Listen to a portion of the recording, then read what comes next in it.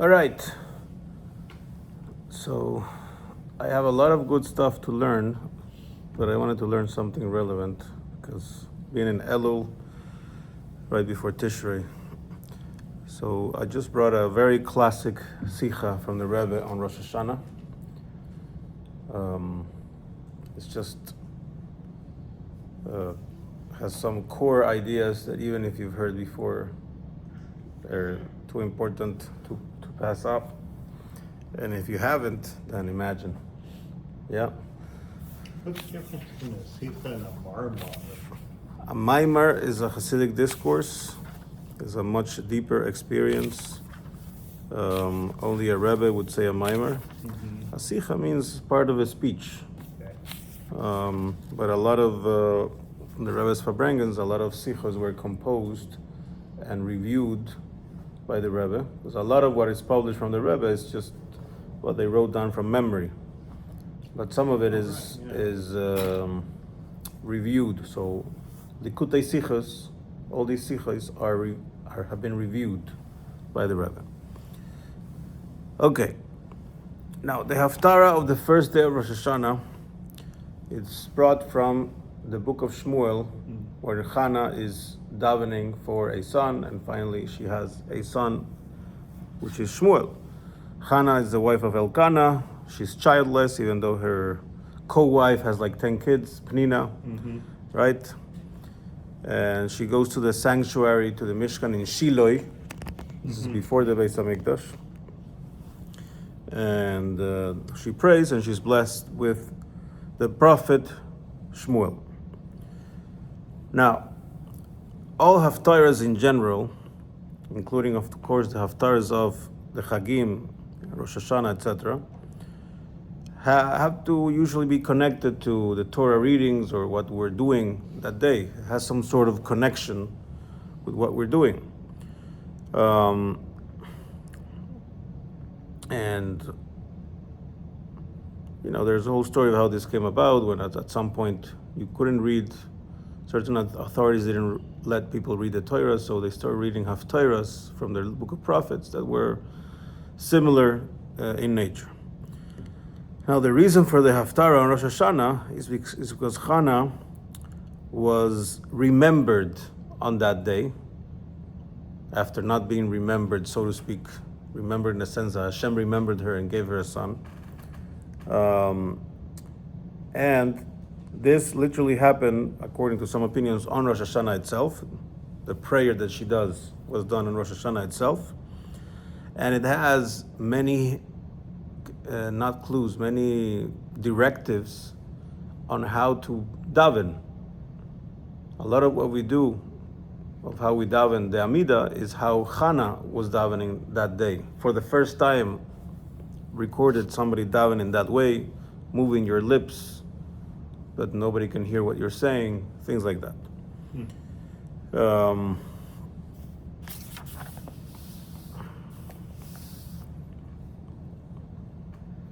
And so there has to be a fundamental lesson for Rosh Hashanah from how Chana, what Chana was doing, her prayer, what she was trying to accomplish. It can't just be a nice story. Can't just be, oh, we want to be blessed on Rosh Hashanah with big things, so let's just read a story about somebody who was blessed. It has to be deeper than that. Yeah, has to be more. Didn't she make a pledge that her son was? She also made a pledge, correct? She also made a pledge that she would dedicate him to life in the Beit HaMikdash, or in this case in the Mishkan.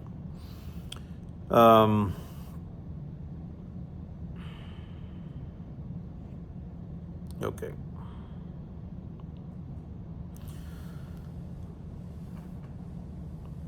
And so, as we know from Chana's prayer, she was praying, and at first Eli, the Kohen Gadol, he saw her speaking to her heart, and he thought she was drunk.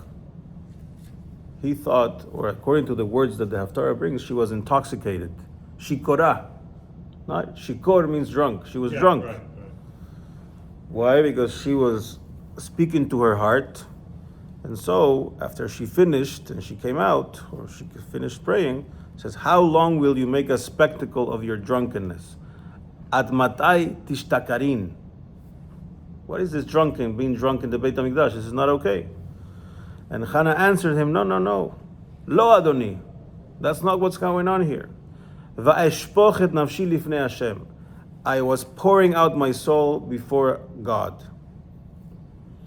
And so a few questions come to mind. These are famous questions. You might have not learned the Sicha, but the rabbis use this idea in many places. How could Eli the Kohen, he's a smart guy. He's a guy with Ruach HaKodesh, how could he make a mistake that she was just drunk? Yeah? Instead of realizing she was pouring out her heart. She was asking for a son. Why would he think she was literally drunk? That's a big question that is asked. Number two, even if you find a reason to explain, okay, this is why Eli thought she was drunk, what does the Torah tell us this? The Torah is very careful about speaking bad about other people, right? And about all the books of prophets. We just have a few stories here and there of each personality. So why did the Torah need to bring out, look, this lady was drunk in the Beit HaMikdash, the mother of Shmuel? I mean, it's not, maybe you could have just skipped that story. And if the Torah acts like that, also it should apply to Eli HaKohen. So these are two different people. Elkanah's her husband, Eli. Eli is the Kohen Gadol, who was in the Mishkan watching this, and he's the one who rebuked her at the end. They have similar And if Eli HaKohen really thought she was drunk, why did he wait till she finished? Imagine you see a drunk here walking around near the Sefer Torah. He says, "No, let him finish, and then we'll take him out." You would take him out right now. But Eli HaKohen says, "Let her finish, and then I'll rebuke her." He says, "Well, what's going on? It's not. We're missing something from the basic story if you just read it like that." So from the above, the Rebbe says it's clear that Eli HaKohen did not think that Chana was literally drunk. If he would have thought she was literally drunk with alcohol, she would have not let her finish. There's no way around that. There's no way he would see somebody drunk and just let them stay there. Do that and maybe risk them vomiting in the middle of it. I mean, it has to be, the Rebbe says, that she was shikora, she was drunk, but not with alcohol. She was drunk in her prayer. Chana prolonged, hirbeta leitpalel. She davened for too long, right? She prayed longer than one usually did, or at least back then. And this was not acceptable while standing in the Mishkan to be just thinking about what she needs. Why are you drunk in what you need? But you can't realize, look, you're in the Mishkan. You can't just sit here half an hour asking for what you need. Dude, you want to ask and then leave. You don't stand in front of the king for half an hour pleading, please give me this, give it to me, give it to me. So yeah, you're acting drunk, not drunk in the sense I'm going to throw you out, but drunk in the sense that you're drunk in what you need. And Chana says, "No, lo Adoni, I was pouring out my heart towards Hashem." Okay, we still have to understand what that means. How is that an answer that lets Eli HaKohen know, no, I wasn't drunk. I wasn't drunk in my needs. I wasn't drunk in my prayer. That somehow this prolonged prayer was an outpouring of her neshama. So it was not me drunk with prayer, it was a very lofty level of prayer. And this, if you start looking at it, has a parallel with the prayer in Rosh Hashanah. This discussion between Eli HaKohen and Chana has a direct relationship for some of the struggles you could have while praying in Rosh Hashanah. Why? Let's read it inside. There are two opposite themes in the Rosh Hashanah prayer. And if you look at them, they're like clashing with each other. Yeah? Rosh Hashanah is Yom Hadin. Rosh Hashanah is the day of judgment.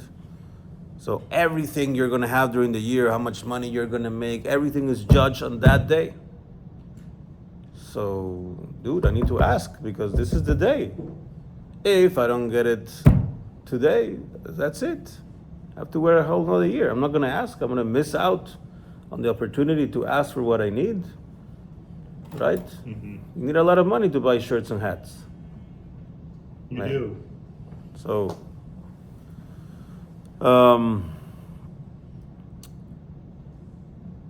Ki chok leIsrael hu mishpat leElokei Yaakov, it says.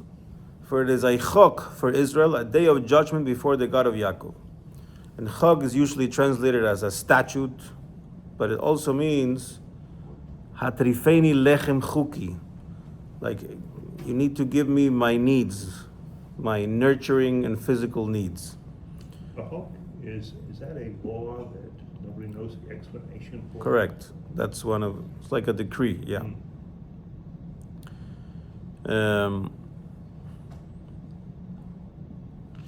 And also, the Rebbe explains, based on this Mishpat leElokei Yaakov, that this doesn't only judge how much money you're going to make, it also judges how much spiritual revelation you're going to have this year. Everything is decided. So in Rosh Hashanah, we are asking blessings for our children, and for our health, and for our sustenance, and for our success in our spiritual work, and for whatever, I'm going to be doing stuff this year, and I'm going to need money, I'm going to need health, and I want my children to be okay, or I need more children, or whatever. Yeah? But it is well known that the fundamental idea of our avodah, of our divine service in Rosh Hashanah, involves what? Melech. King. We have to crown Hashem as our king. Yes? Rosh Hashanah, we are making tamlichuni aleichem, right? Make me a king over you. And we're always saying, Meloch al haolam kulo bichvodecha, reign over the entire world in your glory. Melech al kol haaretz, king over the whole land, right? And the coronation of a king, what does it require if you want to convince a king that you want him to be your king? What is the relationship between a person and a king? Complete self-nullification. I'm not here, I'm just here for you. I'm completely given over to you. I'm submitting myself to you. Yeah, but if I'm submitting myself to you for real, says Hashem, I want you to be my king. I'm not even here. But by the way, give me some money. How are we doing both these things at once? How can you be asking for money and we're not saying money for bad things, whatever, to live, and to do your stuff. How could you be asking for stuff if you're supposed to be completely nullified and crowning Hashem as king? But which one is it? When we're blowing the shofar, what should we be thinking? Hashem, we want you to be our king, or Hashem, put one more zero in my bank account? Which one? Yeah. You could say, of course, he's the king, but look also that the davening also asks for stuff, and the whole idea is we need to ask for stuff. So it's like embedded in Rosh Hashanah, we have these two things that are clashing with each other, and to understand how they maybe are not clashing, we need Chana's prayer to understand that, which is how it's eventually going to go. Isn't that the role of the king, to take care of the subjects? That is the role of the king, but maybe you can ask for it another day. Yeah, we'll do it on a different day. Like, let me make sure you're the king, and then we can talk about what you can give me. Okay. Why we do it on the same day? Yeah. Okay, let me see where I am because I went off script.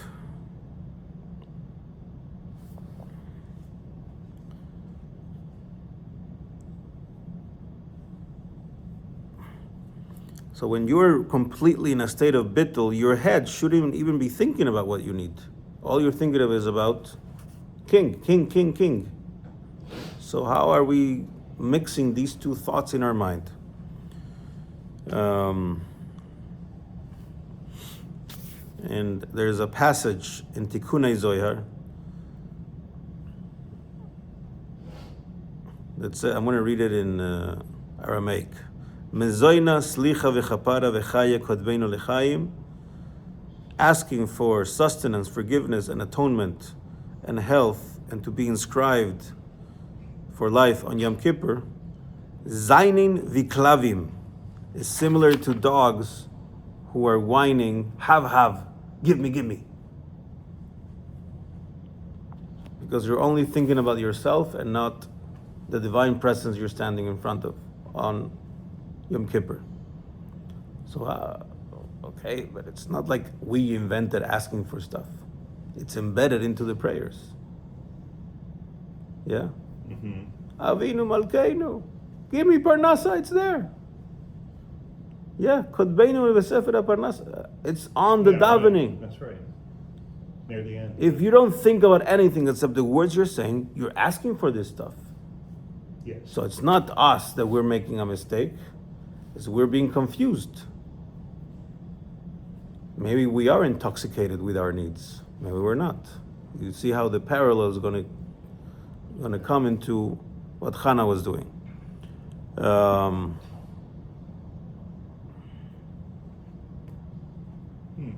thought of it that way.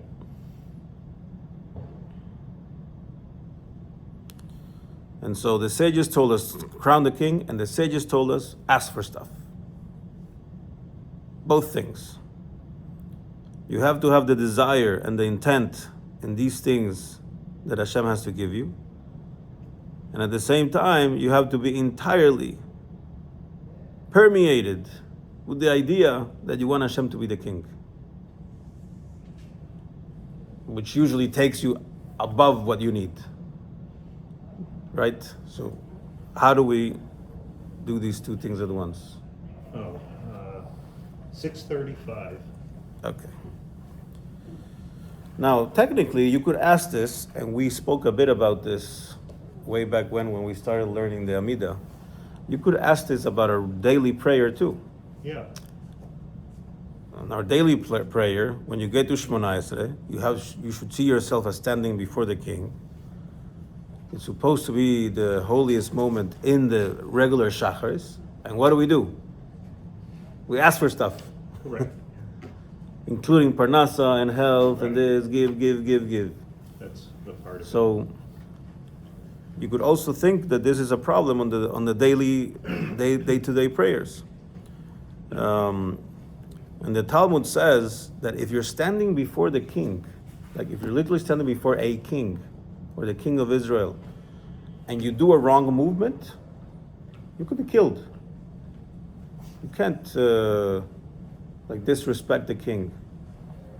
Yeah, but it was itching. So no, you can't just do weird movements in front of the king. You have to ask permission.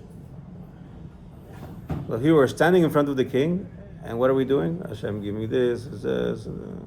I want to take a nice trip here. I want to buy a Tesla. What's going on? It's like the same thing as Rosh Hashanah. But there is a great difference between the daily prayers and Rosh Hashanah. Because on the daily prayers, we're not crowning Hashem as king. It's still a contradiction, but it's a much bigger contradiction in Rosh Hashanah than on the daily prayers. So perhaps understanding what's going on in Rosh Hashanah would also help us understand in an easier way what's going on the daily Shacharis prayer. Yeah. We don't have to be as nullified before the king on a daily normal prayer as we're supposed to be when you're trying to make somebody a king.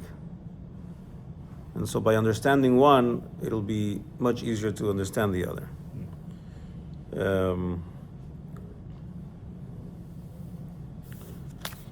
Okay, you're still with me?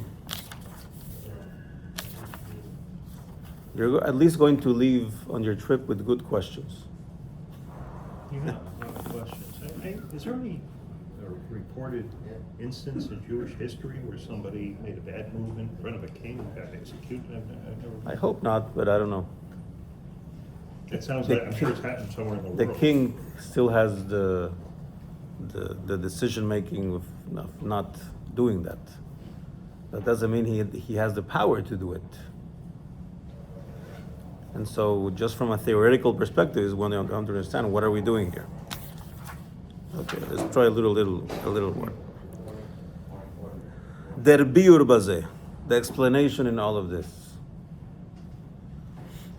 When a Jew is asking for what he needs on Rosh Hashanah, he should not be asking for stuff for his own personal benefit. It's not because I want to have a lot of prosperity in the material world, and not even because I want to have a lot of spiritual prosperity. Instead, he should see his requests as part of his avodah, part of his divine service, of making Hashem the king. Yeah. Because the whole day, Rosh Hashanah is crowning Hashem king. So even though we're also asking for stuff, that asking for stuff has to be connected and embedded into the whole process of making Hashem king.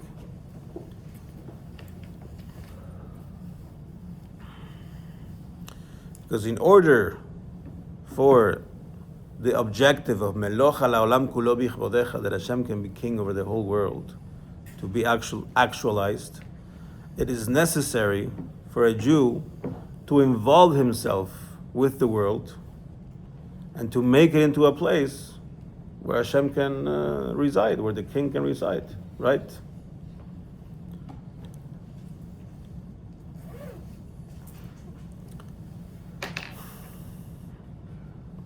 And it's famous that there are a lot of sparks of godliness all over the world.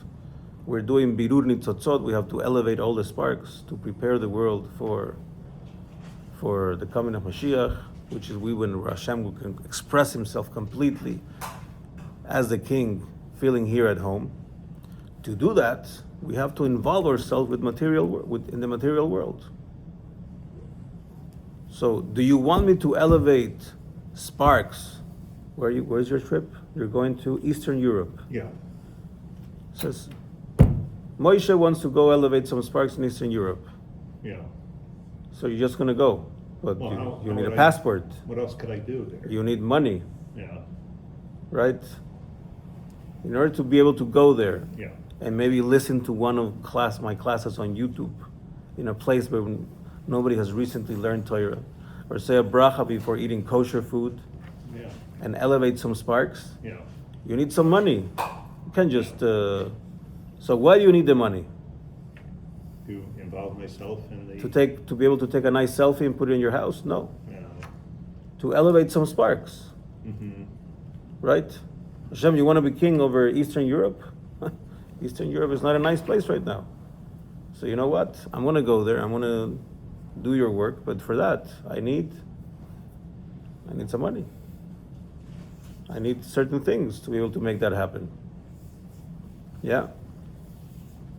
You want me to educate kids? Okay. I need kids first. And I need to be healthy, because if I'm feeling bad, I can't function. And so you can see how everything you can technically ask for could be all subsumed in saying, I'm not asking this for me. I'm not even thinking about me, because I'm only thinking about crowning you as my king. But as I am crowning you as my king, if you want me to execute in your name, we need some stuff. The king can't send his soldiers without weapons. He needs to pay some money for them to have weapons and food and shelter and modes of transportation, technology, whatever. Oh, yeah. 6:42. Okay, I went ahead a little bit in your benefit. Tomorrow we'll try to. Good deal. Can I borrow your sitter for a second? Yes.